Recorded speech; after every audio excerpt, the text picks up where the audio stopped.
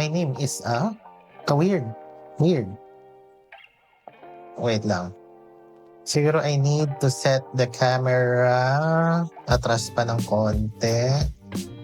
Yan. Para hindi siya weird, no? So anyway, hi. Ako nga pala si Ninong C. Ninong C. Baka weird yun sa Ninong C. Ako yung resident Ninong ninyo. Yun na lang, resident Ninong.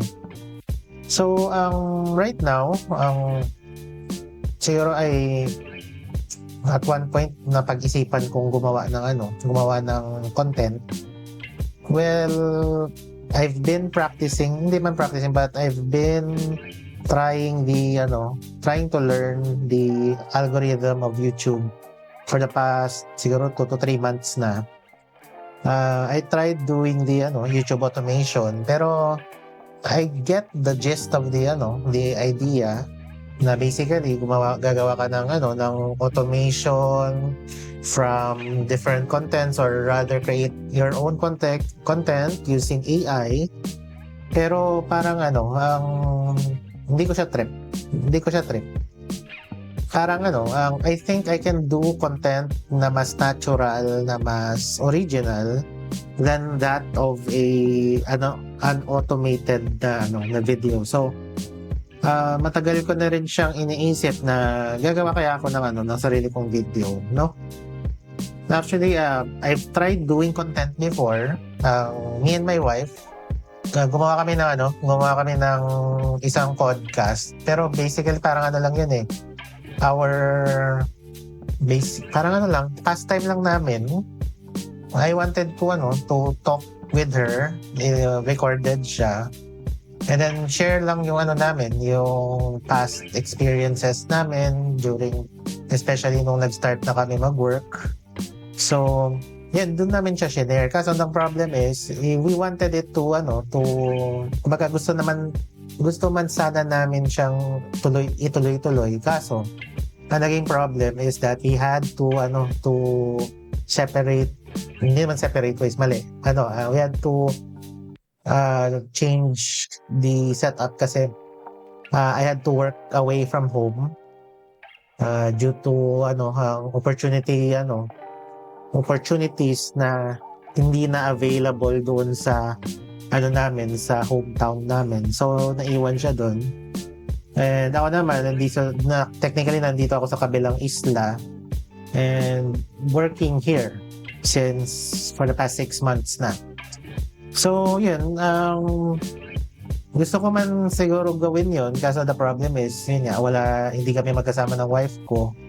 And then dito medyo nababagot ako, nabuboard ako. So I wanted to create content. I wanted to basically parang na rin to parang what you call this, parang therapy na rin for me kasi right now I'm experiencing a little bit of anxiety kasi due to the nature of my work right now, and as well as also na isa akong extrovert, parang nade-drain yung energy ko kasi ang job ko right now entails that I have no one to talk to. Basta I don't want to dwell on it kasi technically this content creation that I'm doing right now is parang avenue ko to go outside sa natural, or go outside sa day-to-day routine ko. And at the same time ma-express ko lang din yung self ko. So as an extrovert, I needed it. Kaya ginawa ko to. Now, ang ko dito, kumbaga the content na napag-isipan ko, kasi right now, was what I've understood sa nature ng YouTube. Especially I've been trying the algorithm of YouTube for the past 2 to 3 months na. Basically, I have to have a niche. A niche is something that, parang general topic mo for your YouTube channel or whatever channel or content creation you're going to do. So,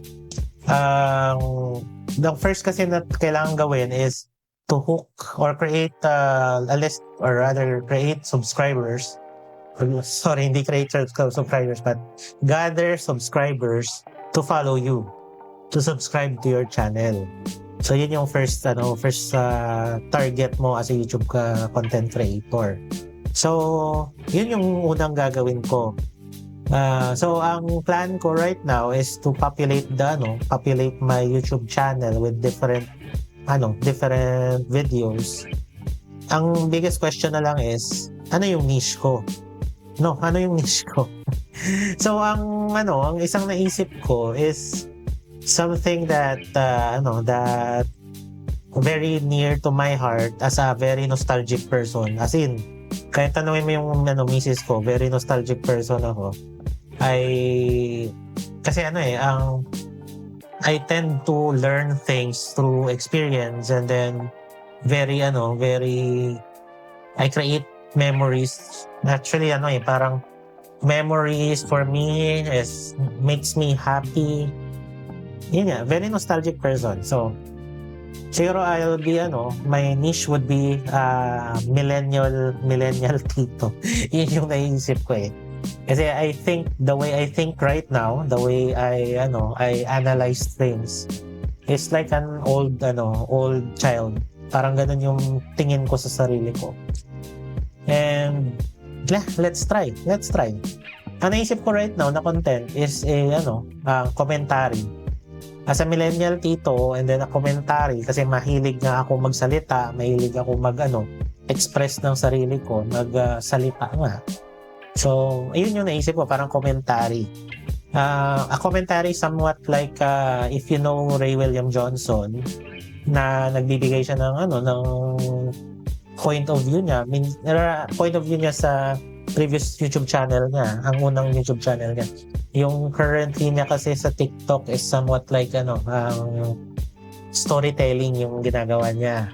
So, sino bang pwedeng parang commentary na content creator? Si PewDiePie dati actually, yung mga meme review niya. Commentary din technically yun eh. So yun yung naisip kong content. So right now, naka-record din yung yung laman ng TikTok ko.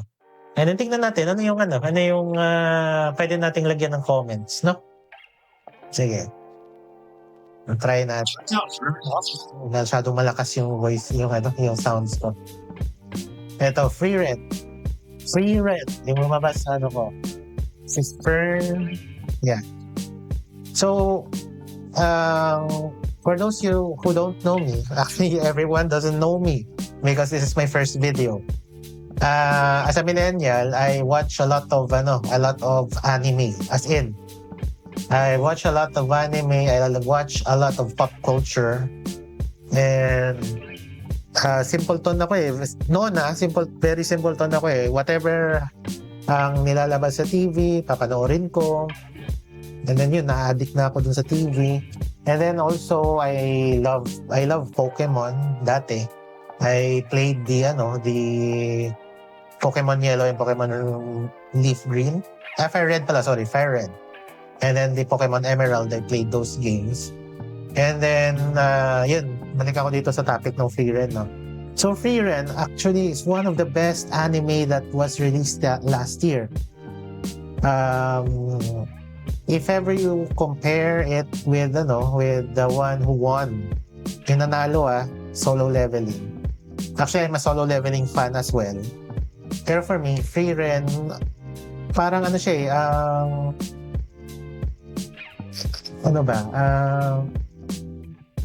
I get, nahook ako sa Free Ren because of its very calm, very laid back, yun tamang term. Very laid back storytelling. Yung tipong bored ka, tapos manonood ka ng anime na parang madadagdag dun sa boredom mo, pero at the same time, it makes you interested. Ganun siya. Parang ganun yung anime na to. Lagi ko nga ano to bukang bibig ko rin to sa kay misis ko nung pinapanood ko. Kasi ang ano niya, ang storyline niya, which is I think very very amazing, or rather outside of the box na thinking. Kasi technically all animes, most action anime, kumbaga ang pinaka-plot or pinaka-plot na gusto mong mangyari or mapanood is yung laban between the main character and the main villain. Yun yung Yun yung gusto mong makita. Best example is like yung laban ni Naruto versus the Madara, laban ni Naruto versus Sasuke, kung kailan ba makakalaban ni Luffy yung world government, kailan ba niya ma-achieve yung target niya na One Piece, kailan ba malalaman ni Goku na siya yung pinakamalakas na nilalang sa buong mundo. Yung parang gano'n, yun yung parang climax. Tama, yung climax lang yung hinanap kong term. Pero ang ginawa ni Frieren, ginawa ng creators of Frieren is that tapos na yun. Nangyari na yung pinaka-climax. Ang pinapalabas right now is ano yung outcome after the climax. Which is ang galing kasi they took it, or they used the point of view of an elf. Ang point of view ng elf, as in knowing elves, they live more than 1,000 years. Meaning for them, time is very slow for them. So, ang ganyan, sinasabi nga ni Frieren dito sa na a measly 10 years lang daw yung adventure nila with the adventure team. So, kung iisipin mo, for her, ang bilis lang nung 10 years na yun. For us, siguro parang isang oras natin o isang araw natin, yung 10 years niya. So, mali, baliktad. Yung isang araw para sa kanya is parang 10 years sa atin or sa humans. Yun yung kagandahan na pinili nila yung elf to share her point of view regarding that. And then at the same time, the story is trying to humanize Frieren para ma-appreciate niya yung kahabaan ng lifetime niya. Kung like for example, nangyari kay Himmel. Namatay si Himmel, pero after 100 years, or rather after centuries ba? Parang 50 years lang pala. After 50 years, yung pangalan niya dun pa din. So, na-immortalize si Himmel. Yung ang kagandahan pa si Himmel, yung character na he left memorabilia sa lahat ng dinaanan ng adventure team niya para may iwang memory for Frieren. Yun yung astigan ako sa sa storyline nila. So yun, I think Frieren, this story is very good.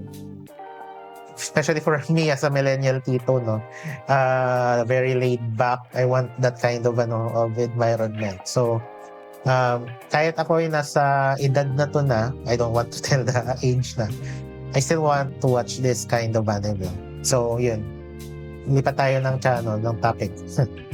Ito naman, dancer, I think okay. Pero ang lang dito is that whatever the dance is, the look that the kid is trying to do is by the look of GD or G-Dragon. So one thing to know about me as well, I love listening to K-pop as well. Anime lover, K-pop lover din.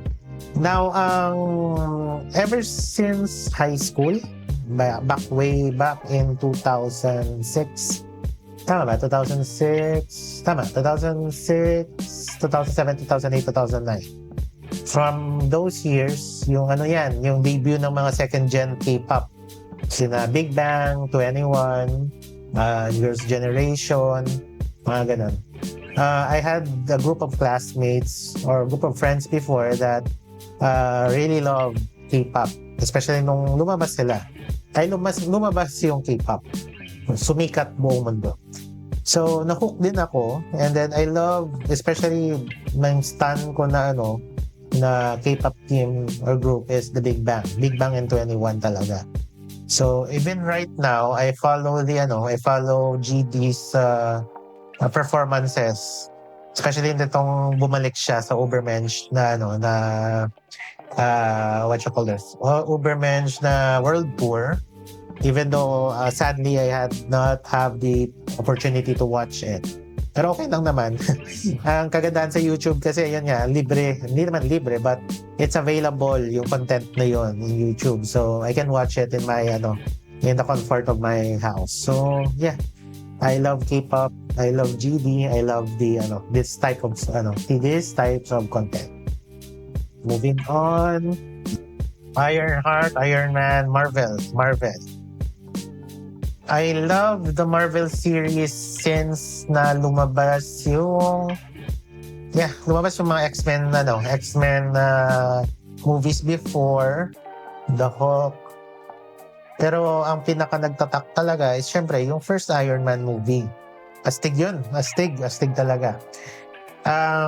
What I love about the Marvel Cinematic Universe was my experience with my classmates before nung college, that we watch every new Marvel movie in the cinema. As in, we watch it. Gusto pa namin noon is the last full show in our SM back in our hometown. Kasi yun nga, nakakawala siya ng stress, especially for us in engineering. Engineering kasi yung course ko before. I love the experience watching the Marvel movies. So right now, ang problem lang sa Marvel is they are very struggling with the Phase 5. Right now itong kay Ironheart, I don't like the feel of the series. The first episode pinanood ko, pero mga second, third I didn't watch na because I don't like the feel of the story. Maybe next time siguro pagka medyo mas open ako to watch it, maybe I'll watch it. Pero right now, something about it that parang hindi siya tumatak sa akin. So that's for Ironheart. But yeah, I'm a fan of the Marvel Universe. Marvel Cinematic Universe. So, okay. This is Suits. Hindi ko napanood to eh. Pero, ang kagandahan, funny lang kay Suits is that napapanood ko siya, yung mga sikat na scenes niya, napapanood ko sa TikTok. So, parang nanood na lang din ako. Yun yung nakakatawa lang doon eh. Pero yeah, I love the first episode of Suits. Yung na-meet ni Mike si Harvey. Especially the interview. Ganda. Galing ni Mike. Moving on, ito, ML. Aside from hindi pala ML to, HOK pala to. I don't play HOK but I play Mobile Legends. So mamaya pag may Mobile Legends na lumabas, pag-usapan natin. Speaking of ito, Mobile Legends.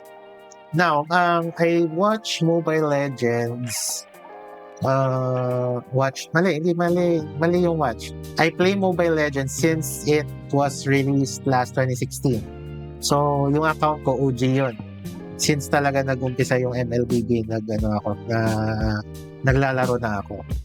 Now, ang nakakatuwa dito sa ML is that during that time ng 2016, fresh from college ako noon. So, nagtatrabaho na rin ako in construction. Construction yung trabaho ko. Ang nakakatuwa doon, kasi yung mga tropa, yung mga kasama ko ding engineer sa site, we downloaded the game. And nung lumabas yung rank niya na option, nung lumabas yun, naglalaro kami every lunchtime. After lunch, kunyari, ano yun break time namin is at 11:30. Kakain lang ako saglit, siguro mga 10 to 20 minutes. And then, mag-aayaan na yun ng 5-man. 5-man na kaagad. 5-man. Tawag pa nga namin doon, 1G, 1G. That's why we have a chat group na, na 1G pa. So, ang nakakatawa doon, kasi nga, doon sa office namin, patay na yung mga ilaw. Pero kaming mga naglalaro, gising na gising. Minsan nagsisigawan pa. So, yun yung nakakatawa. Kasi ang kagandahan din, especially na nung that time, nagtatrabaho na rin kami. Wala na rin kasing time mag-Dota Dota talaga kasi yung sikat dati, Dota and LOL. Ako naman, naglalaro ako ng Dota, pero hindi ako naglalaro sa rank game niya. Puro offline lang yung nilalaro ko kasi honestly, nahihiya ako maglaro nahihiya ako maglaro sa Garena na yung may kasama kang hindi mo kilala. Pero right now kasi normal na yun especially dito kay MLBB. So yun yung core memories ko dito. At the same time, mas sumikat ito nung na-influensyahan ko na din si Mrs. Naglalaro na rin siya. Pero na-influence ko siya because nung pandemic, that was last 2021, may MLBB scene pa nag-push yung MLBB scene. So, yung misis ko kasi, mahilig siya sa volleyball scene naman. The problem is, during pandemic, nawala yung volleyball scene because, the restrictions, the complications of having a live event. So, nawalan siya nung pinapanood. So, nanood kami nito, MLBB, and then naging patok din siya sa kanya. And then, right now, until now, 2025, we play the game as pastime. Minsan, kunyari, kasi right now, nasa malayo ako, hindi kami magkasama sa isang bahay. So, isang way of having fun is for us to play the game. Nakakatawa yun kasi ako, XP laner ako, yung misis ko, mid lane. Right now kasi may mga may roam. Kumbaga may position requirements na dapat may initial kang option. So lagi siya kahit na mage yung mid laner yung mas gusto niya, napupunta siya sa roam. well ganun yung MLBB for me. Ang ganda nung maganda yung mechanics, especially MOBA game naman siya So may pagka-Dota, pero syempre mas simplified. Very simplified rather, kasi mamaya ma-bash tayo sa na mas mahirap yung Dota. Yes, mas mahirap na talaga yung Dota. Okay, moving on. Politics, I don't like politics I don't like to have comments about politics kasi right now very magulo yung politics right now. Okay, this one, golden handshakes. K-pop Demon Hunters. Na-addict ako dito, sobrang ang ganda ng story dyan, the music niya, yung sounds niya, ang ganda, galing. Honestly, ang nakakatawa pa dito, I didn't want to watch this at first, pero kasi nung time na yon, nung nirelease siya last June 20, June 20, I watched it in June 23 yata. Nakikita ko na siya na nasa Netflix. Now, what I did is na-curious ako wala na akong mapanood sa Netflix halos lahat parang napanood ko na. Sabi ko nga, try natin. Try ko lang yung panoorin.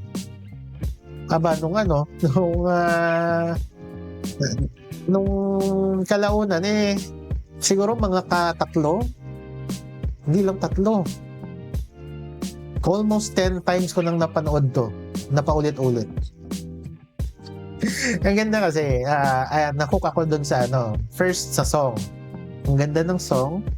At the same time, as someone na have an appreciation sa sa art scene, ang ganda ng technique nila doon sa sa animation.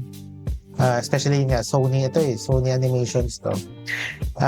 Parang na-compare ko siya doon sa sa animation style ni ni Spider-Man. Spider-Man Into the Spider-Verse ni Miles Morales. Ng Sony din 'yun Ang lang kasi, ang difference niya lang is that this one was animated in kumbaga inspired by anime daw, sabi nung design ng director. Inspired by anime, especially sa action scenes. And then the other animations nila ng Sony. So, ang galing kasi may mga frame drops, may mga cartoonish na style, and then yun nga, animated, may serious. So, ang ganda nung pagkakagawa.